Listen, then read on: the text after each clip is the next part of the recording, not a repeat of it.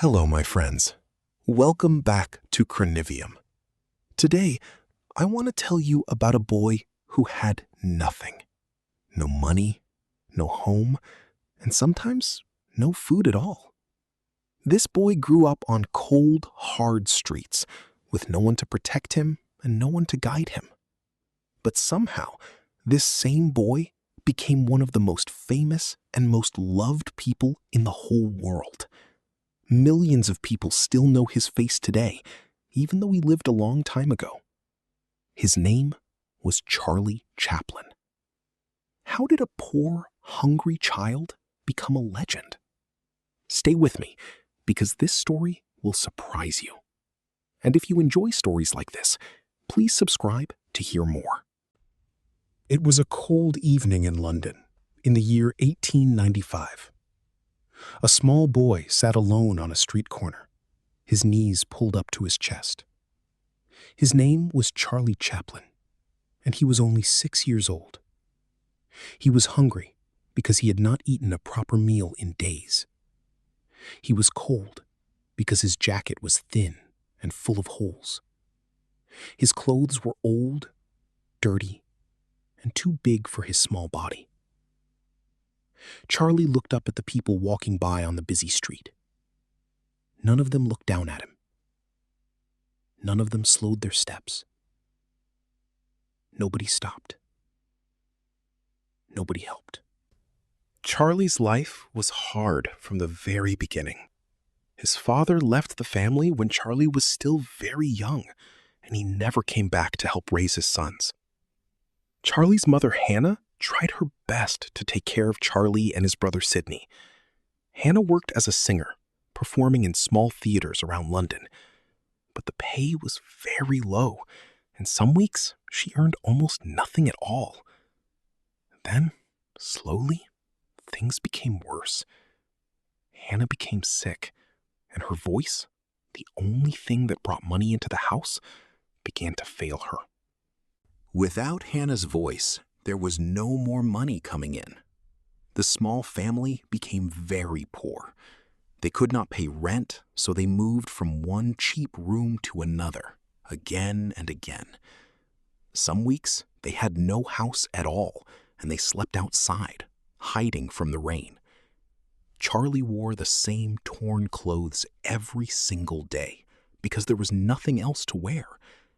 Other children on the street pointed at him and laughed at his dirty face and broken shoes. Charlie felt deep shame. He felt alone, even though his mother and brother were right beside him. When Charlie was 7 years old, everything became even darker. His mother's illness grew much worse. She began to lose her grip on reality, and she could no longer think clearly or take care of her sons.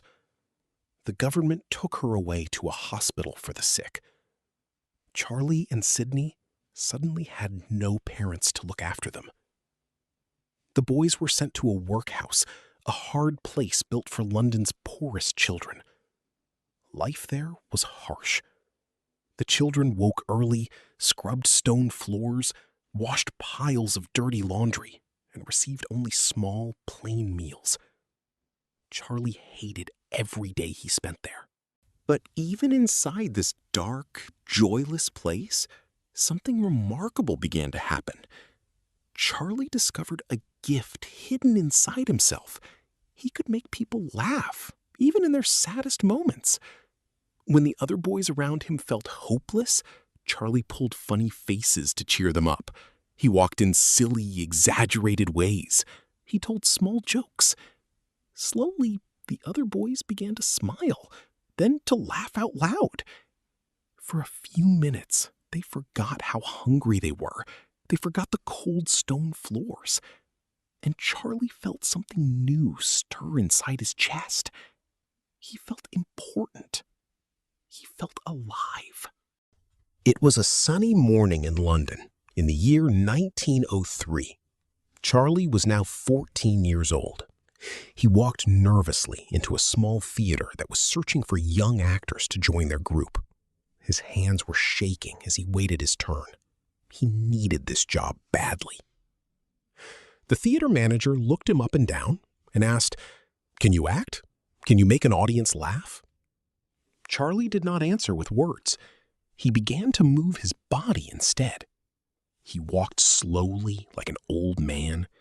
Then he stumbled like a drunk man. Then he pretended to trip and fall to the floor. The manager burst out laughing and said, "You're good, boy. You can start tomorrow." This small job became Charlie's very first real position in the world of theater. He joined a traveling comedy group and journeyed across England, performing in small towns and large, busy cities alike. Along the way, Charlie studied everything he could about performing. He learned how to move his body to show emotion. He learned how to use his face, his eyebrows, and his eyes to tell a story without a single spoken word. Audiences everywhere loved him. He was small and thin offstage, but onstage, he became powerful. He moved like water, quick and smooth, and people said they had never seen a performer quite like him. It was a gray, windy morning in September of 1910. Charlie stood at the railing of a large ship, watching the coastline of England slowly disappear into the mist. He felt fear and excitement at the same time. An American theater company had invited him across the ocean to perform in New York City, a huge opportunity for a young performer from the London streets. In Charlie's mind, America was the land of dreams, a place where an unknown, penniless person could somehow become somebody important. He did not know what waited for him on the other side of the ocean, but he knew he had to try. When Charlie finally stepped off the ship in New York, he found himself in a completely different world. The buildings towered high above the streets. The avenues were wide and crowded, filled with more people and more noise than he had ever known in London. Everything felt bigger, louder, and brighter. For a moment, Charlie felt small again, just like that hungry boy on the London street corner. But he did not give up. He toured with his theater company across many American cities, New York, Chicago, San Francisco, and more. Everywhere he performed, American audiences fell in love with his energy and his silent, expressive storytelling. Then, in 1913, something extraordinary happened. A movie producer named Max Sennett, who made popular comedy films, watched one of Charlie's stage performances. Sennett immediately saw something special in the young performer. After the show, he came to Charlie and said, "I make movies. I want you in my films. I will pay you $150 every week." Charlie could barely believe what he was hearing.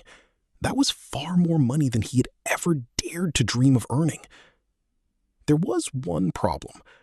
Charlie had never acted in front of a film camera before in his life.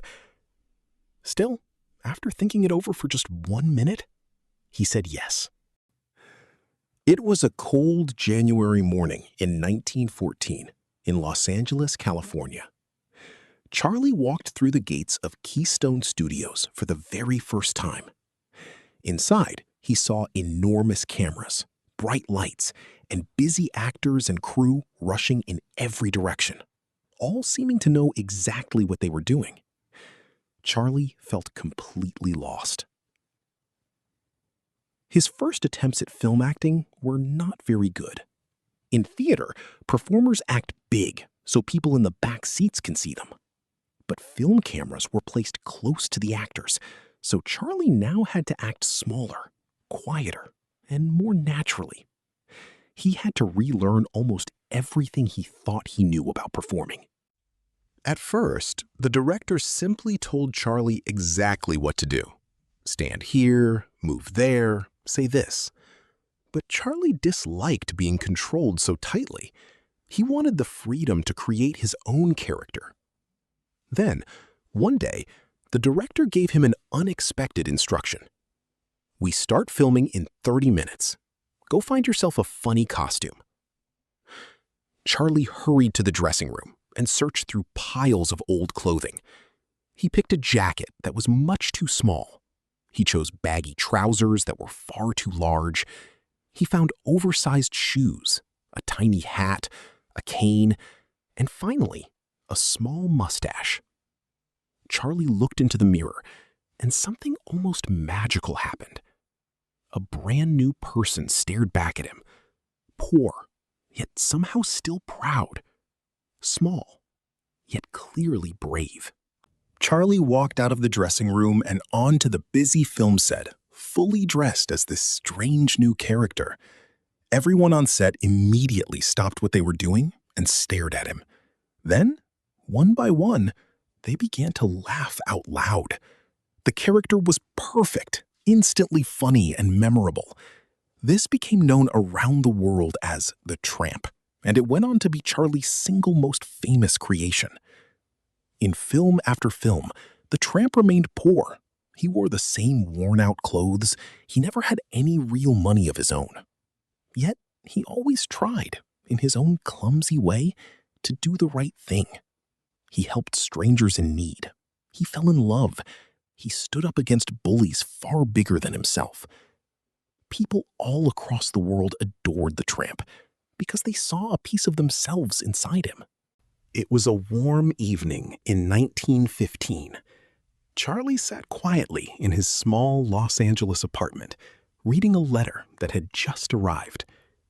The letter came from a big movie studio, offering him an astonishing salary, $1,250 every single week, plus a bonus. Charlie read the number over and over again, hardly believing his own eyes. Just 1 year earlier, he had thought $150 a week was an incredible fortune. Charlie signed the contract immediately. His films grew steadily better with each new release, and soon he was no longer simply an actor. He began directing his own films too, choosing his own stories, his own actors, and deciding exactly how every scene should be filmed. It was a bright morning in 1919 in Hollywood, California. Charlie sat around a large table with 3 other famous names in film: actor Douglas Fairbanks, actress Mary Pickford, and director D.W. Griffith. Together, that morning, the 4 of them made a historic decision. They founded their own independent film studio, calling it United Artists. This was truly revolutionary. Before this, big studios controlled almost everything: which actors worked, how much they earned, and what kind of films got made. Now, for the first time, Charlie and his partners were completely free. They could make whatever films they believed in, take as much time as they needed, and create real art, instead of just fast entertainment. In 1921, Charlie released a film called The Kid. In the story, the Tramp finds an abandoned baby boy on the street and decides to raise him alone, despite having almost nothing to offer him. The film was filled with Charlie's signature physical comedy, yet it also carried a deep emotional weight that surprised audiences everywhere. Viewers laughed at the Tramp's clever tricks, but many also found themselves crying during the film's tender, heartbreaking moments. The Kid became one of the very first movies in history to successfully blend genuine comedy with genuine emotion, and audiences responded to it in enormous numbers. In 1925, Charlie released The Gold Rush, a film that took him well over a year of careful work to complete. In the story, the Tramp travels far north to Alaska, chasing the dream of striking it rich during the gold rush, only to face brutal cold, terrible hunger, and constant danger along the way. One scene from this film became instantly legendary. Trapped and starving inside a small cabin, the Tramp boils his own leather shoe and eats it slowly, delicately, as though it were a fine restaurant meal. Audiences roared with laughter at the absurdity of the scene, yet underneath the comedy, they clearly felt his desperate, real hunger. The Gold Rush went on to be remembered as one of the greatest films ever made. By 1931, when Charlie released his film City Lights, the entire film industry had already shifted toward talking pictures, where actors spoke and sang directly to the audience. Charlie made a bold choice. He believed a performer's body and face could tell a story far more powerfully than mere spoken words. He was proven right. City Lights contained no spoken dialogue at all, and yet it moved audiences to tears more deeply than almost any talking film released around it. The story of the tramp falling in love with a blind flower seller and secretly working to help her touched hearts across the entire world. By now, Charlie was not simply wealthy. He was one of the richest and most powerful figures in all of entertainment, owning his own studio and controlling every part of his work. But the world around him was changing, and new troubles were gathering. In 1940, Charlie made a bold, politically dangerous film called The Great Dictator, about a leader who looked like Adolf Hitler. America had not yet entered the war, and many powerful people warned Charlie against making such a political film. He refused to back down. In the film, Charlie played two roles: a gentle Jewish barber, very similar to the Tramp, and a cruel dictator. Near the film's end, the barber gives a powerful speech about freedom, kindness, and shared humanity, a moment that touched audiences around the globe. The Great Dictator was a massive success, but it also earned Charlie many powerful enemies. Some accused him of communist sympathies. Others called him dangerous, even a traitor to America.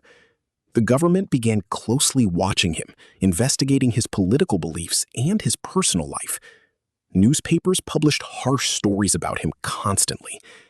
Then, in 1952, while Charlie was traveling in Europe, the American government suddenly canceled his visa, telling him he could not return unless he agreed to answer questions about his political views. Charlie was utterly shocked. He had lived in America for 40 years and built his entire career, fame, and fortune there. Hurt and deeply angry, Charlie decided he would not return. He moved his family to Switzerland instead, reportedly saying, "I don't need America. America needs me." That single night in 1972 became a moment of true healing between Charlie and the country that had once turned its back on him. America remembered why they had loved him so deeply. They remembered the joy he had given millions of struggling families.